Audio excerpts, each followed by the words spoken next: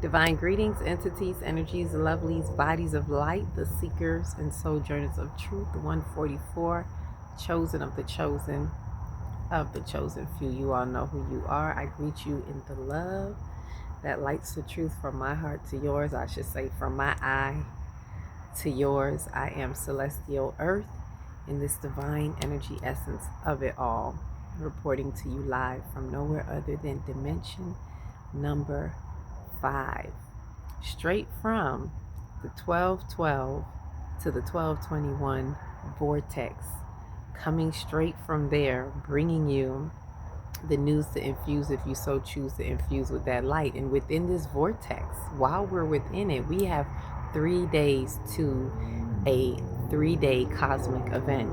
3 days until Third Eye Atlas passes its closest point to Earth, which is really not that close, but it's the closest. And it is really bringing the cosmic messengers, all that has been unraveling and happening, unlocking codes, dormant codes, waking up, all of the above. The earth is quaking and shaking, floods are flooding, everything that you can think of that is possibly happening within the earth, within our bodies, as we represent manifestations of the earth, on the earth, and in the earth. So, cosmic messenger, for those who don't know, if you have been under a rock somewhere, please lift up your rock. Lift a flint of wood, and I am there. Lift a stone, and I am there. Who? Cosmic messenger, whom I also consider our cosmic Jehudi, which is the messenger for those of you who are Kemetically inclined. Also known by the Hopi tribe as the Blue Star Kachina. Wham, bam, all up in our face. That is letting out so many codes through gases, through whatever it is they want to call it. Scientists picks it up as it is giving off gases. It's losing mass. Oh no, what is coming amongst us?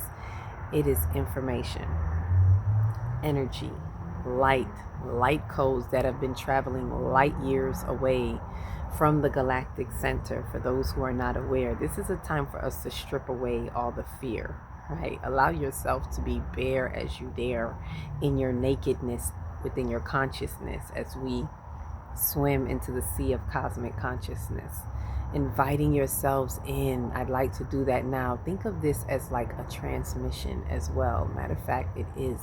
Certain messages are simply transmissions in time, as this cosmic messenger is. And it has been with us, it has been in our system, on the radar since July, but even more so, more tightly infused with us, thank you, Wind, since October, when it passed Mars first and then Venus. And we're going to get into all of that. And I got my little notes here because I didn't want to leave nothing out for this great cosmic event. There's so much that we could be doing. If you haven't already been doing so, if you're not aware of this vortex, if you don't have a 5D calendar and you're just not aware what we could be doing right now while in this vortex, removing resistance, releasing. What does that look like? Releasing old storylines, releasing old wounds, unhealed wounds, looking at some things that may have been sitting with you and taking the time to release that, allowing your nervous system to calibrate these frequencies as we approach this major 3-day cosmic event. This is major. This is like when people go to the side to go look at the spaceship take off. Like, this is a major event. We should all cosmically be tuning in, be in tune and attuned to the frequencies. And so this is really highlighting everything that is happening, the split, the bifurcation bridge, the divergence to convergence. What is also happening while we're in this vortex is our bodies, as we are acclimating, as the frequencies are working with us and we're calibrating, our bodies are not taking in food as much. So listening to your body, being mindful of what you are eating, Some of you are intuitively already being guided. Some of us have been guided to not eat certain things. You might be feeling like a call for more light foods, which are fruits and vegetables, those that get for what I call first trophic foods, that are getting the light immediately. Light codes being downloaded, encoded, encrypted, decoded, all of the above. And yes, this is all intrinsic and interconnected with Third Eye Atlas, whom they call Three Eye Atlas. Three. And there's something about this three, which brings me to my first point. So let me get right on in as the cosmic messenger is on its cosmic path. The code of three. Let's look at this, of what is happening with the code. There is a code of three. Here are some things. It passes Mars on October 3rd. The 3rd. It passes Venus on November 3rd. And both of these were within days of the full moon. So there was a culmination of something happening. As I spoke of in previous videos, there was a maturation, a Mars maturation, a Venus maturation. And I've spoke on that. So that was the 3 passing on the 3rd of October, the 3rd of March. And also around that time, it was sending off vibrational waves, like waves in a code, kind of like the Morse code, like do, do, do, do, do, do. It was sending off little codes of 3, like happening in intervals of 3, right? Also, there is a timeline transition.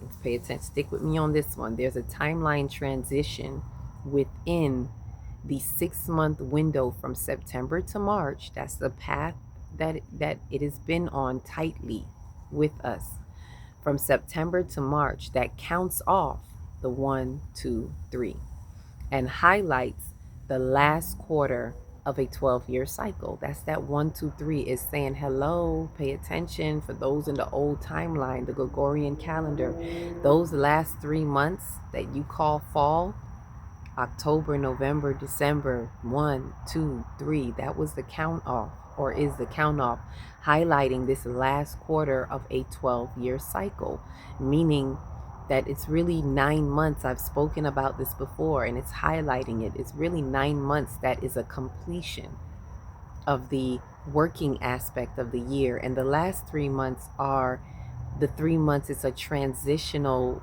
phase. It is what completes and makes a 12-year completion, is taking the time for respiriting, for respite, for reflections, but taking that time to be retrospective, if you will, taking that time to go within the dark. This is why the winter, and I'll get to that, the winter, they call it 3 days of darkness when the sun is at a standstill. We'll talk about that. But this is highlighting that, I should say, and so highlighting that last quarter. Pay attention. For those of you who maybe never heard of this from before, for those of you who have the calendars, this should be pinging, ping, ping, ping on your radar, because you'll see on the calendar, now you're going to see that 9 months, the first 9 months, and this being the 3, which also points to the true last quarter. So paying attention to this quarter, letting us know this is something we should be letting go from the old story, the old timeline. And once you realize that that 1, 2, 3 is the last 3 months of a quarter, the last quarter of a cyclical year, then it points to the true last quarter being winter. And winter is the 1, 2, 3. And that is what we are approaching now. That is going to be the next 1, 2, 3, or January, February, March, or according to the 5D calendar, it's going to be Set, Anubis, and Nut. Those 3 months. If you have the 5D calendar, the first 3 count up that you're going to see is going to be Ma'at, Sekhmet, and Bastet, which is what we're just closing out now. 1, 2, 3, let's go. And the next set, 1, 2, 3, let's go. And then the cosmic messenger will be making its way out after that March passage, when it passes closest to Jupiter. And there's a message that's happening there, but this is, I'm gonna have to share that another day, because I really want to speak about what I'm seeing now with these 3 codes and what else is happening. There's so much on this third eye atlas and what it is unlocking and unleashing for us. So those are the codes of 3, right? And then also with that, it happens to be, notice that it happens on the 19th, right? And today's universal date is a 19. If you count the number of this date, the actual date, the entire date, 12/16/2025, if you count that, it is a 19, right? It is a code of 19, a numerology code of 19. And that 19 is a 10, meaning the 9 and the 1 is a 10. For those who are into numerology, you know exactly what I'm talking about. The numerology divination. And that 10 is really a 1, which is new beginnings. So 10 represents new beginnings. It is what follows the 9, which is a spiritual completion. And after the spiritual completion, after the gestation phase, it is time for a new beginning. Which this also confirms the countdown of 1, 2, 3, because today would be that 1, the 19 being the 10, which is the 1, 1, 2, 3. So it's still counting, counting that up, 1, 2, 3. Also highlighting the 1 as new beginnings of the new moon, which is the next day. So we're seeing that it's bringing in, I know, it's exciting. New moon. So the next day is the new moon. New beginnings, new moon. Now, why is that important? Remember what I said, the other days that it passed, Venus and Mars on the 3rd was closer to the full moon, having a culmination. And now after it has passed, not just those two planets, but also passing its closest point on the perihelion, when it had its perihelion with the sun,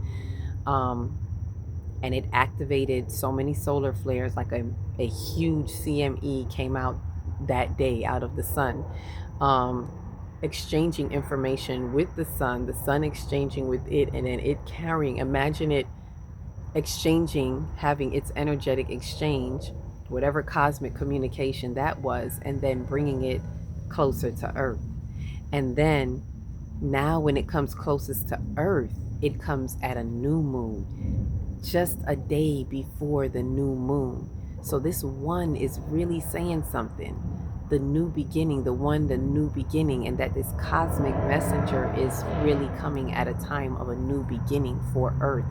We are cracking open, the shells are cracking open, the essence of 5th dimension and the Aquarian age is all that is happening. The new timeline is just oozing out, right? And for some it may not feel so good. For some it may feel like confusion. There are things to do to keep yourself grounded in that. Gratitude stabilizes the chaos, definitely. But getting involved in this 3-day cosmic event is a major step for many that are transitioning through or transmuting or transforming. This is a pivotal moment as we go through these corridors in time. And so the new moon, and for those who are aware of the new moon, if you have been to any new moon workshop or manifestation workshop where we start from the crown going down, this means you start 3 days before the new moon, and you're working on bringing through the divine idea, endless potentials and possibilities, the imagination, just everything that we go through in these 7 steps of the creative process, because this is a creative process. We are manifesting. The new moon is usually a manifestation time. So we are manifesting this new timeline, this true timeline, through what Blue Star Kachina is bringing to us, through what our cosmic Jehudi is bringing to us. And so, and through us, it's not just what's coming, it's not just dropping off stuff. There's an even exchange. It is what is coming through us. So it is according to the degree in which we are expanding our own consciousness, to which we are releasing and letting go of those old stories. I don't know what it is for you, but even for me, there was something that literally just came up today, was like, damn, that has been my story, hasn't it? You know what? It's time to let that go. So these are some things we can do with the new moon. Do your new moon rituals. Take a spiritual bath. Release what you can release in order to put something new in. For there to bring forth, for us to have manifesting something new, for there to be a purification, there has to be a release of any toxicities, any toxic behaviors, toxic concepts, toxic society, toxic traditions, everything that has been toxic to us in humanity. We are releasing that. So look at it like that with the new moon. So the power of this new moon in Sagittarius, remembering that Sagittarius points to our galactic center. So if you can kind of look at this like a connection to the galactic center, and what further connection can you have than the crown, right? Being that this is the crown. Oh, and this is the crown day. Hence why I'm in my purple. Tuesday, crown day. Look on your calendars. And we start the new moon with the crown. So opening, I didn't even see that. Thank you, Spirit. Opening that crown, because that is our connectivity to all that is happening. That is our gateway into the cosmos, our middle passage from the cosmos into our bodies, allowing ourselves to manifest what is in. So in your meditation, see yourselves opening your crown and allowing these connections to come through. This is how we are going to connect. And with the crown activity is about detaching from any ego attachments, any personal attachments, personal biases. It is time for us to let go of those old stories, the hurt, the pain, the unhealed wounds, things that are trapped in our pain bodies. It is time to release that. So, and the more you